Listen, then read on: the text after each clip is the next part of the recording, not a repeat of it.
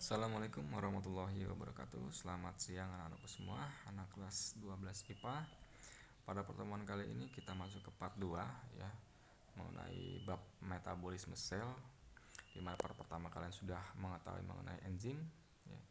Semoga di part kedua ini kalian akan lebih mudah lagi karena Bapak menggunakan cara terbaru ya untuk menjelaskan ini, karena ini proses, jadi nanti tolong diikuti. Jangan lupa untuk absensi di Google Classroom, dan juga sebelum kita masuk ke materi ini, kita terlebih dahulu kita berdoa menurut kepercayaan kita masing-masing. Berdoa dipersilakan. Doa selesai. Oke, kita masuk ke materi. Nah, untuk tujuan pembelajaran kita ya kali ini adalah menganalisis proses respirasi aerob ya. Untuk di part pertama kalian sudah mengetahui apa itu enzim, sifat-sifatnya, dan faktor apa saja yang mempengaruhi kerja enzim seperti itu. Dan saya harap kalian sudah mengetahui apa itu enzim. Lalu selanjutnya kita masuk ke metabolismenya ya, di mana sini ada katabolisme dan anabolisme. Perbedaannya adalah merombak dan merakit seperti itu ya. Katabolisme itu merombak ya dari makro ke mikro, tapi kalau anabolisme itu merakit dari mikro ke makro seperti itu. Nah, untuk pertemuan kali ini kita membahas mengenai respirasi di katabolisme yang aerob atau yang menggunakan oksigen ya. Kita akan membahas 3 proses ini ya. Untuk pertemuan kali ini kita bahas untuk proses glikolisis terlebih dahulu.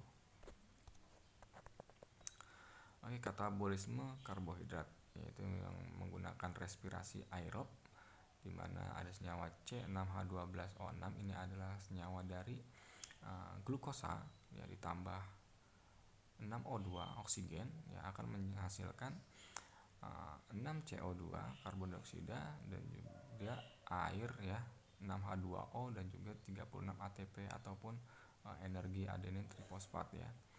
Nah, untuk proses respirasi aerob ini tadi saya sudah katakan itu terdapat 3 bagian, itu ada glikolisis, ada siklus Krebs, dan juga ada sistem transport elektron.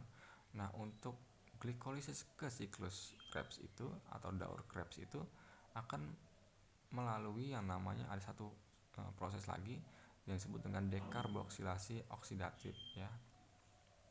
Nanti ketika hasil glikolisis didapatkan, maka sebelum dia masuk ke dalam daur Krebs dia akan didekarboksilasi oksidatif dulu ya. Lalu nanti kita juga akan membahas respirasi yang anaerobnya, di mana tidak menggunakan oksigen, yaitu dengan cara fermentasi ya. Oke, untuk respirasi aerob ini ada 3 tahap. Ada glikolisis ya, ada siklus Krebs, dan juga transport elektron. Nah, untuk lokasinya di mana dia terjadi ya, terutama di dalam sel.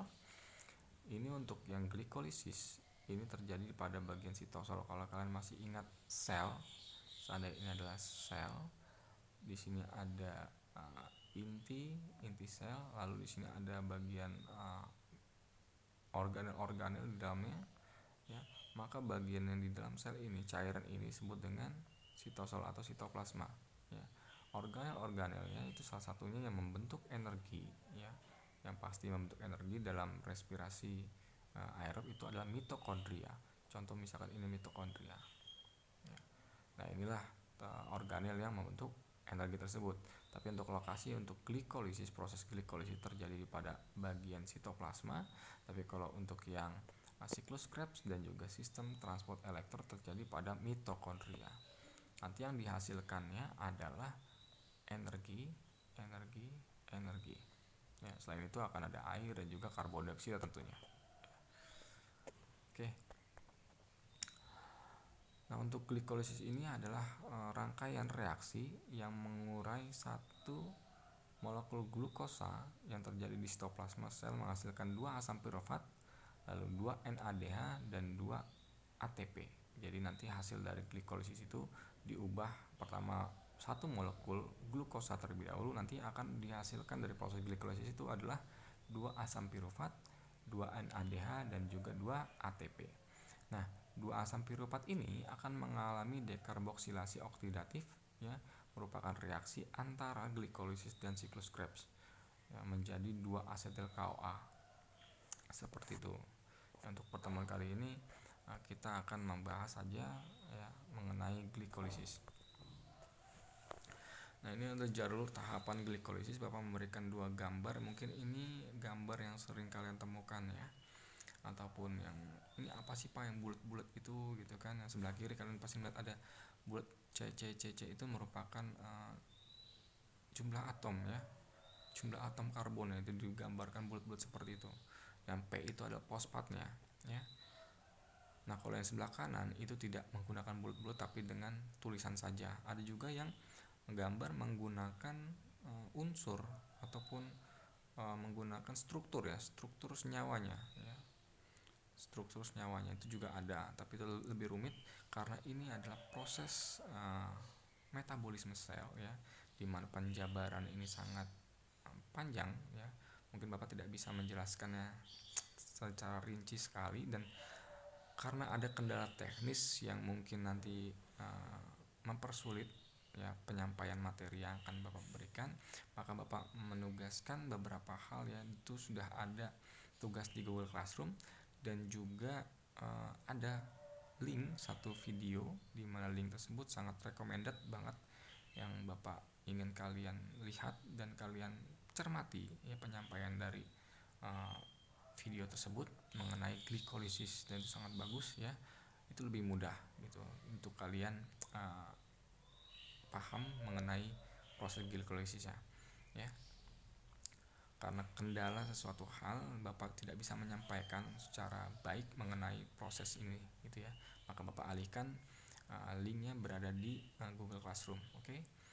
Jangan lupa nanti dilihat videonya, nanti hasilnya di situ ada tugas yang harus kalian kerjakan dan dikumpulkan hari ini juga. Oke.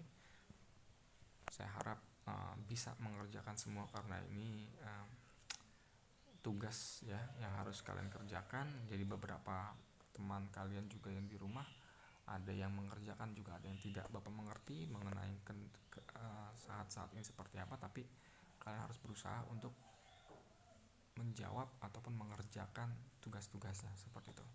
Oke, kurang lebih mohon maaf ya. Sampai bertemu di pertemuan berikutnya. Wassalamualaikum warahmatullahi wabarakatuh.